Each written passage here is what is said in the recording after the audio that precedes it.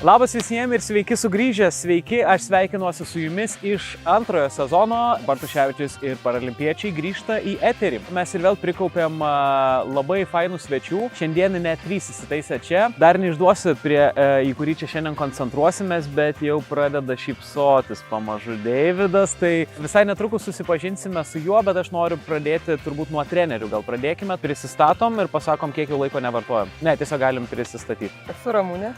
Sveiki, Ramunė. Ir jau 4 metai beveik, panašiai gal ir 5 jau dirbam su Deividu. Aš esu Aušra, taip pat Deivido trenerė ir su juo jau dirbu 6 metai. Mes priėjome prie... Deividas. Ir aš su treneriu bėgioju jau 5 metai. Mes jau esame trasoje ir tiesą sakant, turbūt jums kyla klausimas, kas šis vidutiniškai žavus jaunuolis tarp mūsų su Deividu.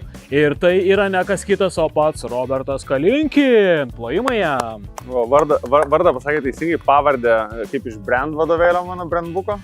Kalinkinas. Tai man matai, as yra gale, yra Robertas Kalinkinas. Aš vis pamirštu, kad es gale. Tai yra kaip yra šiandien. Robertas Kalinkinas šiandien svečiuojasi pas mus, svečiuojasi ant triratuko. Grįžtame į vaikystę tam tikrą prasme, tik šį kartą viskas bus žymiai rimčiau. Šį kartą suremsime savo triračius ir žiūrėsime, kuris bus pats galingiausias. O kodėl 2 trenerės yra? Ar čia labai sunkus klientas yra? Ypatingas klientas, tai negalim pasidalinti, kuriai treniruoti, tai užtat abi treniruojam. Aš labiau prie sporto, o Aušra daugiau vadovaujant.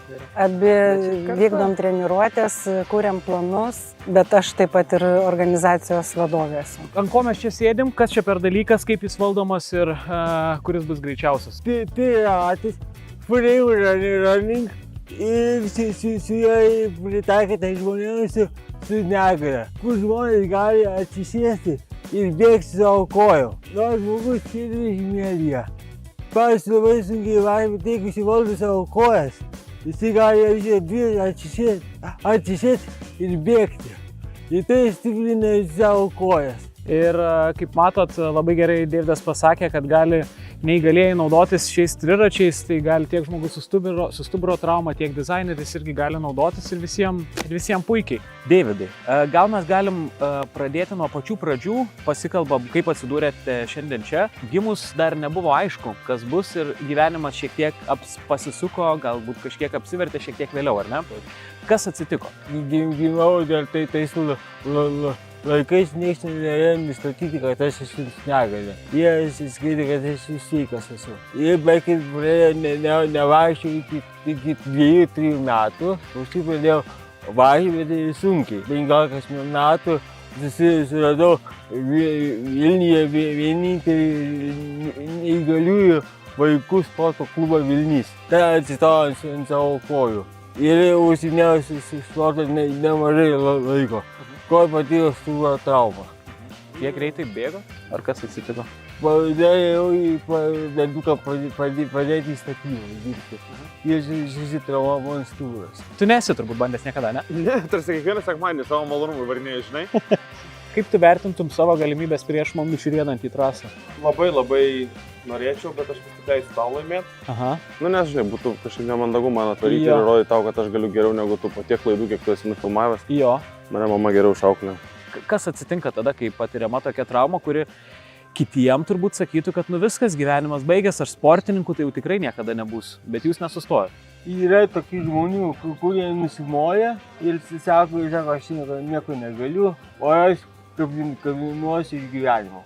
Kabinuosi, kur galiu visur einu toliau. Ganėtinai simboliška, bet atsistojot ant kojų, ar negalima sakyti, sporte. Tik tai atsirado ratų, šiek tiek daugiau. Pirmiausia, pirmiausia, mano žmonai pasiūlė jos draugė. Jinai mieste pamatė juos ir pakvietė mano žmoną pabandyti šios triračius. Kartu atėjau ir aš. Jūs skamba dabar kaip visi tie dalyviai, iš kas ir kodėl mane žmona užregistravo.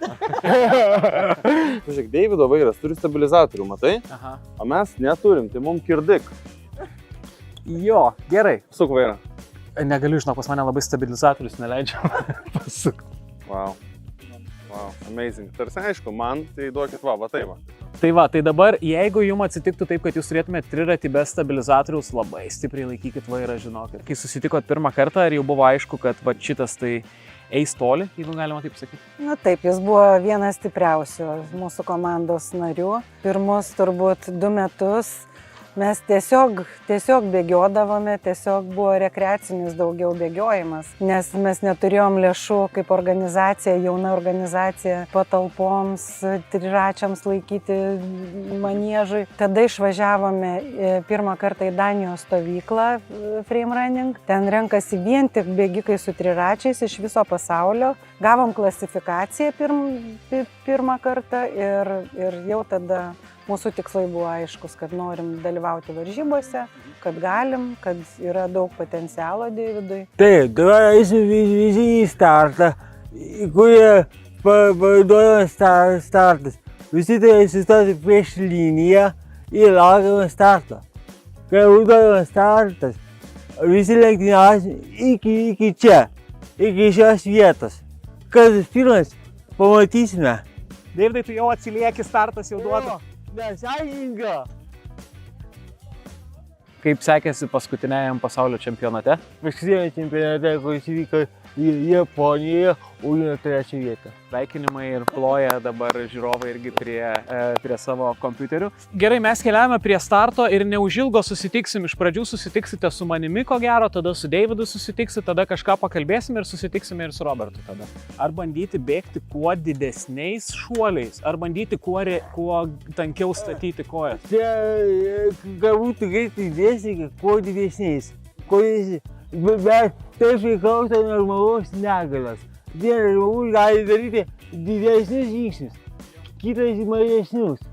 Aš skaičiau dar vieną labai įspūdingą istoriją apie nuleistą padangą. Tai visų pirma, kur tai vyko? Tai vyko pasaulio čempionatas Paryžiuje. Prieš čempionatą reikėjo jau su triračiu nueiti į stadioną ir laukimo vietai sprogo padanga. Tiesiog buvo lygiai kelias minutės, gal kokios 5, man atrodo, gal mažiau. Ir kai sprogo ir tada ir už telefono ir visur, aišku, ten negalima, nes aš buvau lydinti Deividą. Atneš pompą organizatoriai, bet jau kai nuėjom į startą, organizatoriai vienam stadiono gale, o mes jau starto linijoje stovim. Ar pompa būtų iš viso padėjus? Ne. Nebūtų padėjus. Nu, bet tikėjomės jo, kad Būtų daugiau nervų. Jo.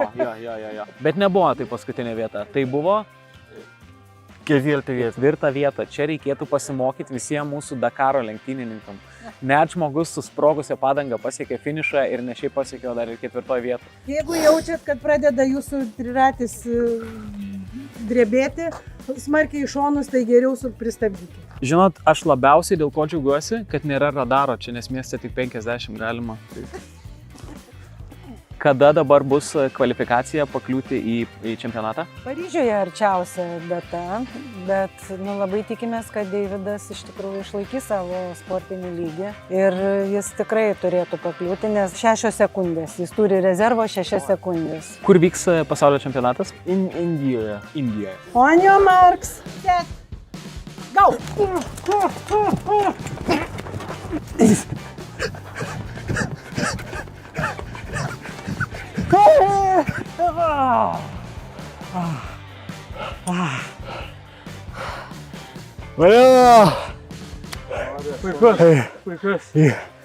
Ar yra kažkas, ką jūs pastebite, pavyzdžiui, su kuo sunkiau susitvarkyti, tarkim, neįgaliems sportininkam jų kasdienybei? Kuo mažiau laiptelių turėtų būti, tų mažų, kur, sakim, dabar einam, sakim, čia turėtų nebūti nieko.